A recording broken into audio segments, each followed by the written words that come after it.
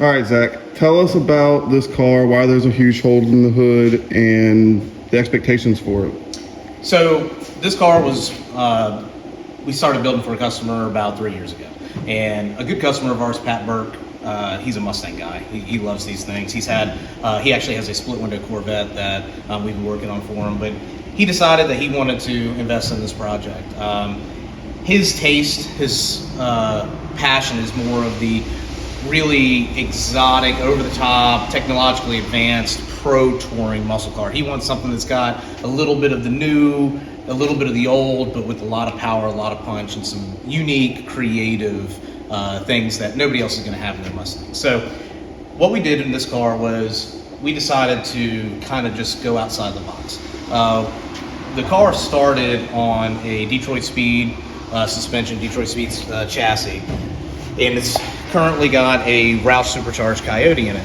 The biggest thing with the supercharged Coyotes, especially of this generation, is when you open the hood, you end up with usually a big tube, intake tube, running across the engine bay. And honestly, from an aesthetic standpoint, it's pretty hideous. So what we decided to do was we decided to route our new intake tube, throttle body, and everything up underneath the dash on this car. So it allows us to clean up this engine bay and get some semblance of symmetry from side to side. So now currently what we've done is we built the hood from scratch. We use a 68 style design, but we're retaining some of the 69 look by adding a 69 inspired hood scoop to the top, which is currently not on there. So what the end result is we're gonna have a fully functional hood scoop that is gonna pull air into what is gonna be the air filter here. That is going to route through underneath the dash into an air box, and the throttle body is actually behind the firewall right here. And so everything is going to be hidden. It's going to give it a little bit of noise in the engine compartment, but it's going to sound really cool when it's done. So that's where it all started. And then we decided that, you know, we always like to make our engine bays as pretty and attractive and unique as possible. And so what we did was we started building tube work. We cut out the original inner fenders. We've got roll bar tube all the way through the inner fenders, radiator support. We've got the radiator, the intercooler and everything mounted, condenser all up front.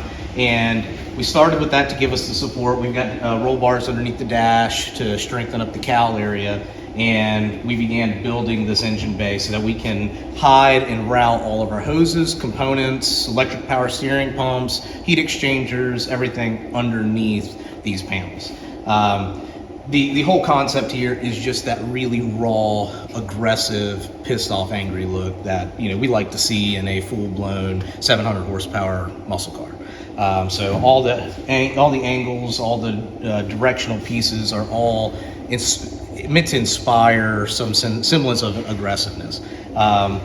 We do have some JC custom billet valve covers that are machined for this. We're running Graham's fuel rails. We've got a lot of bypass pieces so we can clean up these ugly Coyote motors.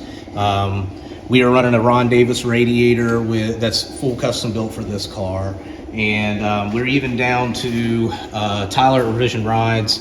They're still in the prototype phase from what I understand, but he has sent us out some really cool custom latches that we're gonna be using for this car to really enhance that pro touring aggressive nature that we're trying to go for, including Ring Brothers hinges and, you know, Lumacraft custom grill, all that stuff.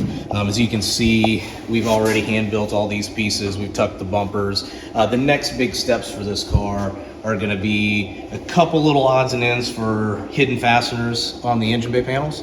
And then we're going to start building the custom front valances. We'll start building the custom trim for the front, and then we're going to be moving on to flush mount glass and things like that. Awesome. Well, guys, stay tuned and give us a follow on our Instagram and Facebook and TikTok and our YouTube channel, and let us know what other kind of things you want to hear about and or see.